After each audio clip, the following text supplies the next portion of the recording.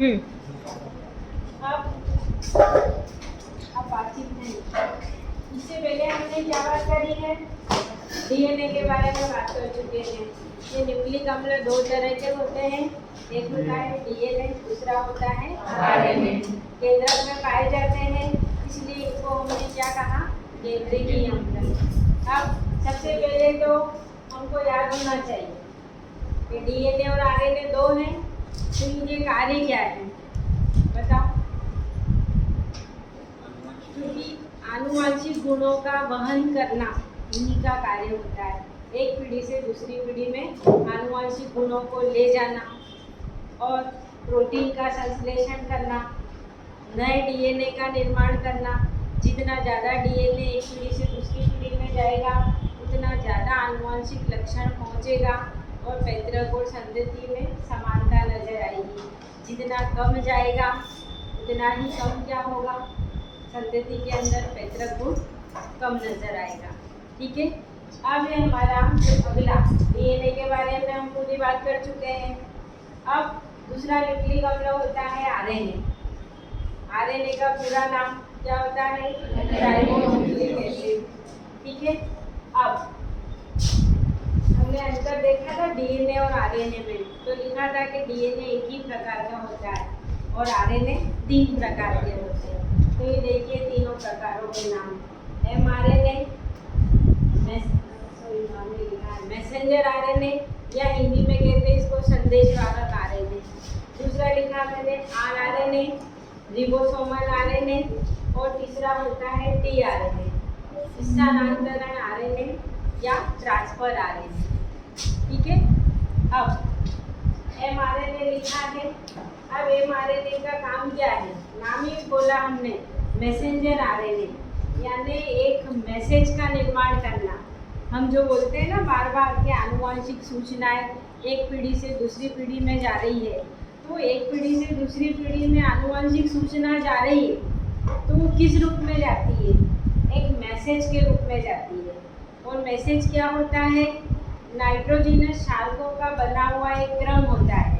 Short में अभी हम फिलहाल बोल देते हैं एमिनो एसिड, और अनेक एमिनो एसिड मिलकर क्या बनाते हैं, प्रोटीन। यानी एक पीढ़ी से दूसरी पीढ़ी में जो आनुवांशिक सूचना जाती है वो एक मैसेज के रूप में जा रही है, यानी एमिनो एसिड या प्रोटीन के रूप में जा रही है। तो वो सूचना का निर्माण करना, ये कार्य किसका होता है, मैसेंजर आरएनए का, एक मैसेज बनाना। अब लिखा है हमने कि प्रोटीन संश्लेषण के लिए एक सांचे का काम करना। अब प्रोटीन संश्लेषण की इकाई कौन होती है, प्रोटीन संश्लेषण की इकाई कौन होती है, कोशिका के अंदर संश्लेषण कौन करता है, राइबोसोम। तो प्रोटीन की इकाई जरूर है एमिनो एसिड या अमीनो अम्ल, तो यहाँ इसको रख दो ना। तो प्रोटीन संश्लेषण के लिए एक सांचे का कार्य कौन करता है, एमआरएनए करता है। और लिखा है किसकी सहायता से करता है, आरएनए पॉलीमरेज की सहायता से ये कार्य होता है। दूसरा लिखा हमने आरआरएनए।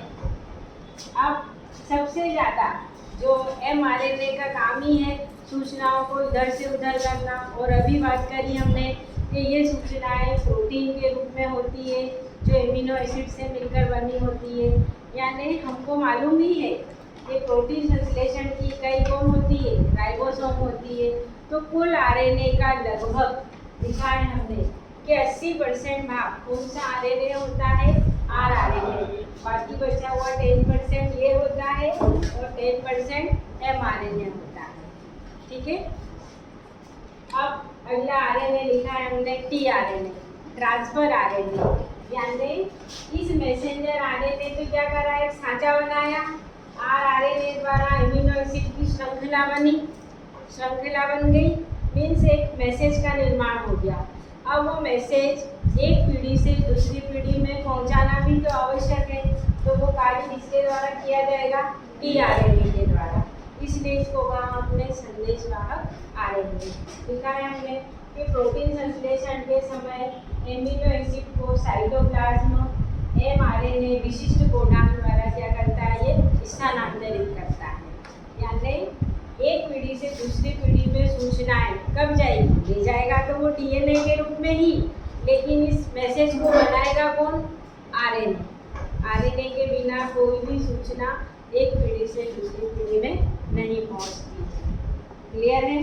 अब देखो यहाँ पर एक टर्म लिखी है मैंने, ये जनरल नॉलेज के लिए है, और वैसे भी आपके जो जेनेटिक्स है तो आपको मालूम होना चाहिए, और वन वर्ड में भी आता है, एक शब्द में उत्तर दीजिए, क्योंकि सेंट्रल डोग्मा किसे कहते हैं, तो आपको ये लाइन मालूम होना चाहिए कि डीएनए से एमआरएनए और एमआरएनए से प्रोटीन सिंथेसिस, इसको क्या कहते हैं, सेंट्रल डोग्मा। अब यहाँ पर फिर 3 छोटी छोटी टर्म आती है, ये भी हमें जानकारी में होना चाहिए। मैंने यहीं से एरो यहीं बनाया, इसका मतलब क्या है कि डीएनए से ही और डीएनए बनना, इसकी चर्चा हम कर चुके हैं।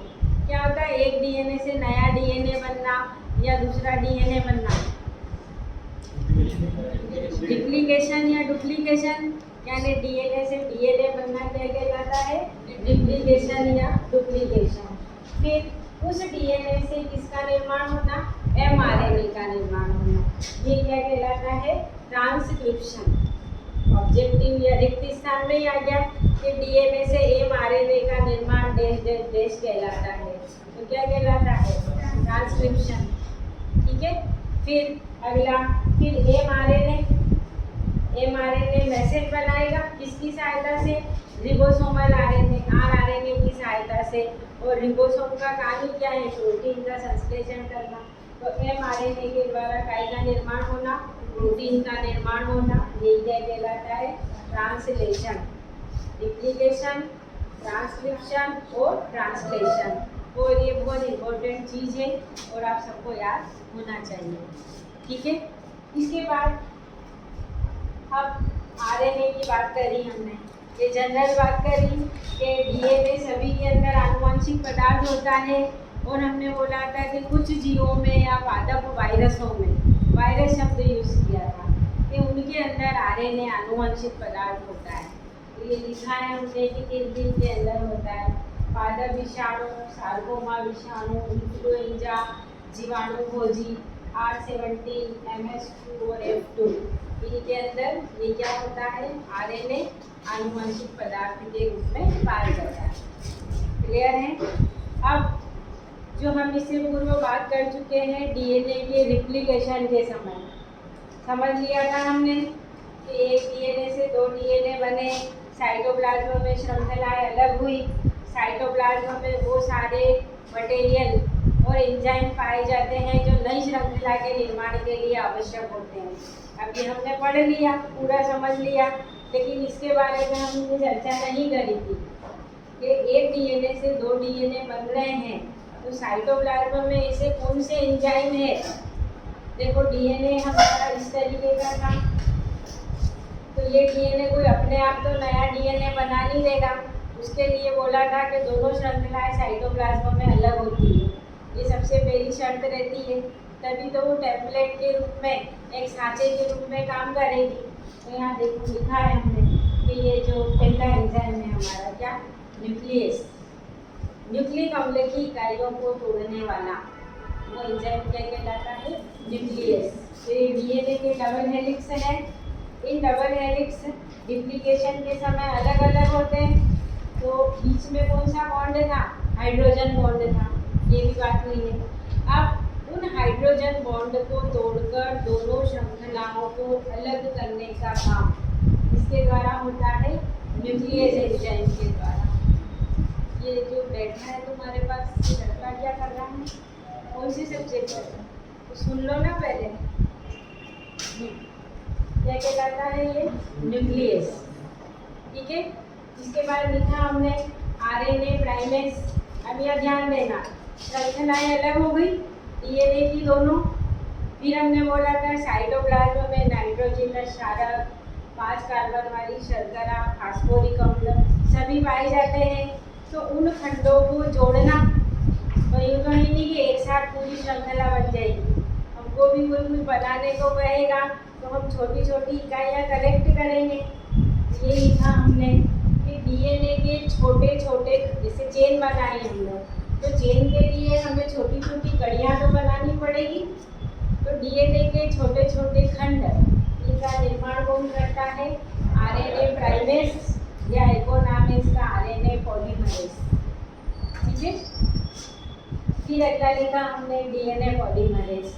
लिखा है ये जो आरएनए प्राइमेज ने क्या करा, छोटे छोटे डीएनए खंड बना दिए, उनको मिलकर फिर क्या बनेगा, एक बड़ी डीएनए की श्रृंखला बनेगी।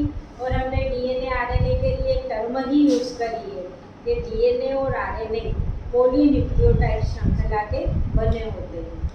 एक न्यूक्लियोटाइड की, पॉलीन्यूक्लियोटाइड की दीर्घतम अनेक ग्रह श्रृंखलाओं से मिलकर बने होते हैं। ये लिखा है कि डीएनए पॉलीन्यूक्लियोटाइड श्रृंखला का निर्माण कौन करता है? DNA polymerase. इसके बाद अगला लिखा हमने लाइगेज। लाइगेज एंजाइम जहाँ भी आता है उसका काम ही होता है जोड़ना। तो अब बहुत सारी पॉलीन्यूक्लियोटाइड श्रृंखलाएं बन गई, तो उनको जोड़कर डीएनए का निर्माण करना। ठीक है, तो उसका निर्माण कौन करेगा? लाइगेज। क्योंकि डीएनए का निर्माण होगा तो इसके आगे हम डीएनए लाइगेज, डीएनए शब्द भी जोड़ सकते हैं। इस तरीके से रिप्लिकेशन के लिए या डीएनए डुप्लीकेशन के लिए ये 4 एंजाइम आवश्यक होते हैं: nucleus, RNA primase, DNA polymerase और डीएनए लाइगेज या लाइगेज। क्लियर है?